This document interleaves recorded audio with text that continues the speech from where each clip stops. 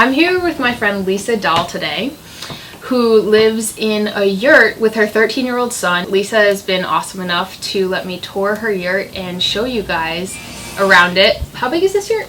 It's, ironically, 450 square feet with a 24-foot diameter. Cool. So it's a 24-foot yurt. How long ago did you build the yurt, or did you erect the yurt? It went up 3 years ago in June.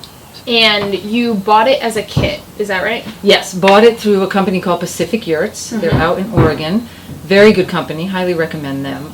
Had done, researched other companies well, which were decent, but they were very good customer service, excellent company. It was a salesperson or a customer rep that walked us through what we needed to get versus what we didn't. So a standard kit comes with 2 windows and 1 door. Okay. And then I added some of the other doors you see, like the French doors and an additional window. And it arrived in a crate. Yes. You have to build the platform. Some people put it on cement.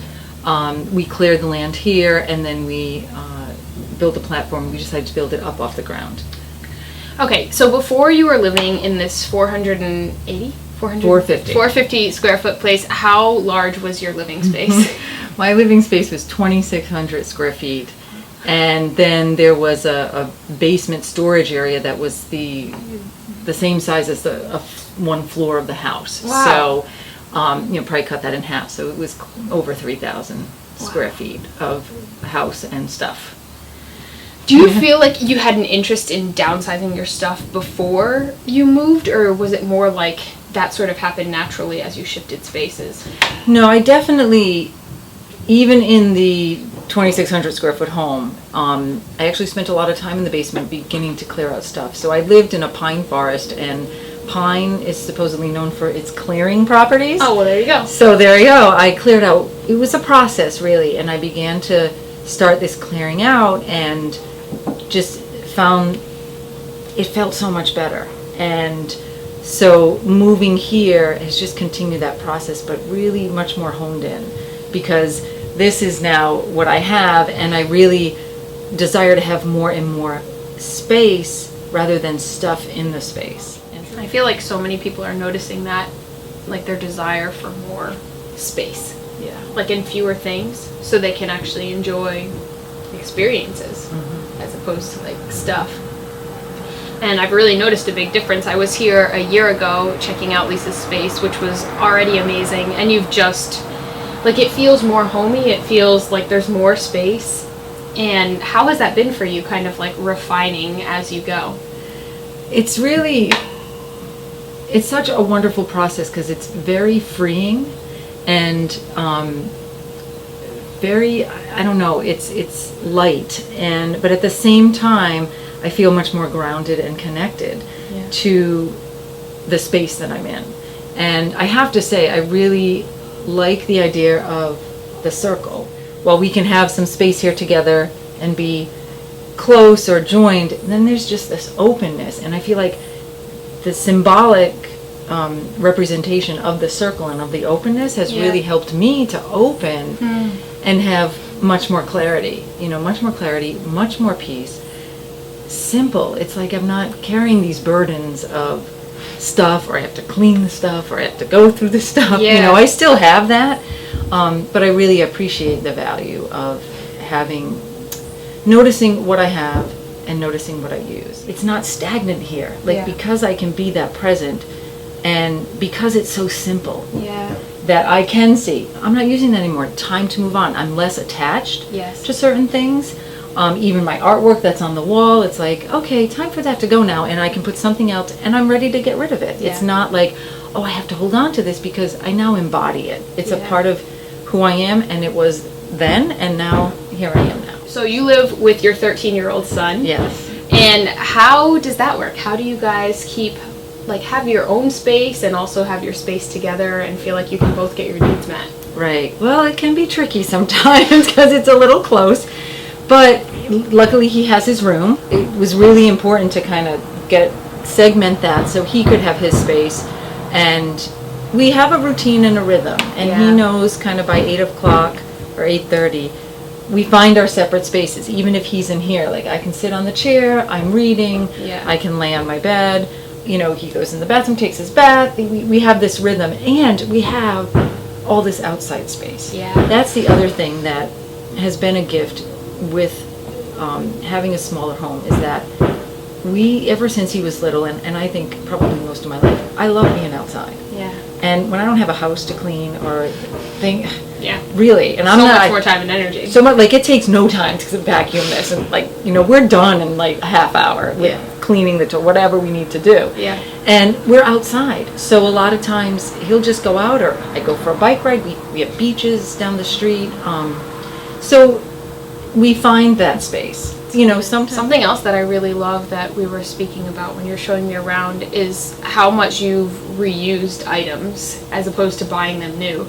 Right. Could you tell us about some of the things that you've gotten? I know, I didn't know what such a passion I had for that until I came here and had to be on a limited budget, right? So not only did my size decrease, my size and my things, but my income decreased considerably, and it's been beautiful. I'm richer than I have ever been, and I love reusing. I have found that like it's a passion, and so everything from the fridge, the sink, the stove. There's a wonderful organization here, and I think throughout the country, Habitat for Humanity, and they have a restore. So they take all recycled stuff, and I've been fortunate to go in there and just be patient and popping in and gathered my things along the way. And they have everything from appliances to the chair there.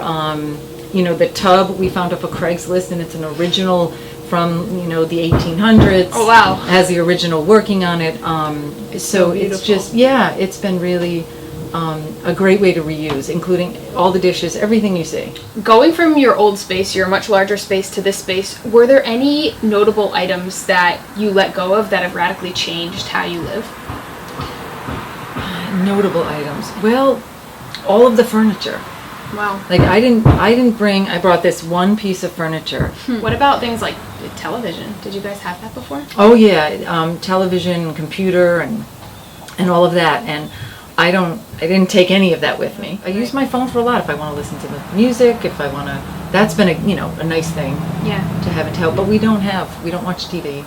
We read. I mean, it's really like, living in a tent sometimes or going camping. And how do you keep this place warm in the winter? Because we are in the Northeast and it gets quite cold. Yes, it does, and especially last year when it was really frigid. I have radiant heat flooring. Okay. So that's really nice. That was one thing that we had researched and heard a lot about. That the platform or the floor gets cold. If you're in a warm climate, it's not an issue. So we decided to put radiant heat. So that helps the bottom, but because of the dome, heat rises, and it would take a lot of energy and money to heat that. So we also have a wood pellet stove. And I chose that over a wood stove for a couple of reasons. One, primarily because I'm not here during the day working, and I can kind of pop in, or Mark next door can pop in, flick a switch, and the heat source starts, and I don't have to stack wood. Also, stack wood bringing in and out and space-wise, and also the exhaust for it is very simple. It's like a dryer duct, so it was very simple and clean. And so between those two, it works. And also the other beautiful thing is this is passive solar, just in its essence. Yeah, I can feel that. And you can feel it. So in the summer, it can get warm, but the dome does open up, and I can get flow. In the winter, though, what's beautiful is it can be 0 outside, and when the sun is hitting here with no heat source, it's 65 during the day. Wow. So during the day we can be comfortable, and then it's just a matter of learning how to capture that and keep it in. Because the insulation is a radiant insulation, so it keeps heat in, but as soon as the heat source is gone, it will radiate out. So it's just tricky, but I've been able to maintain it at like a 58, 60 during the night, or even a little cooler, which is comfortable sleeping. And then just have the floors on in case there's any freezing or any issues like that. Sometimes we have to run the floors just to keep the pipes and the water from freezing. But it's been doable even when it was so frigid last year. And of course, snow also helps insulate it. Yeah, tell me more about how you were saying this brings you closer to nature and like living with the elements. Yeah, it's it's beautiful because the walls are so thin, and even though they have insulation and you know, it helps to keep us warm in the winter, you hear everything. You can hear people walking down the street. You have to be mindful of your conversation because they can hear you if you want to be mindful. But you're laying in bed or you're sitting there, you hear the creatures walking around. You know, we've heard deer and we quietly walk to the window and we can see them munching right there, and you wake up with the birds. You see and hear the herons flying over and, you know, going over. So you're much more connected. You can't help but notice. And I remember, now I've been in here 3 years, and when it rains, even if it's sprinkling, it's very loud in here. So you think it's pouring outside, but it's not. And we just recently went and stayed over at our friends in New Hampshire, and it was pouring outside. And we were like, oh, we couldn't hear it. We didn't know it was raining until we looked. It was like, wow, I haven't heard silent rain in a very long time. So at times, though, it's so loud that you can't even hear you can't talk. Yeah. Which can be a blessing sometimes. I feel like so many of us are desiring that connection with just the earth around us. Right. It's such a beautiful way to do it. Yeah, it's really been a great experience overall, and I love where I live. Absolutely love where I live now, and I love my life, and my relationship with my son is amazing, and I have a beautiful partner, and you know, it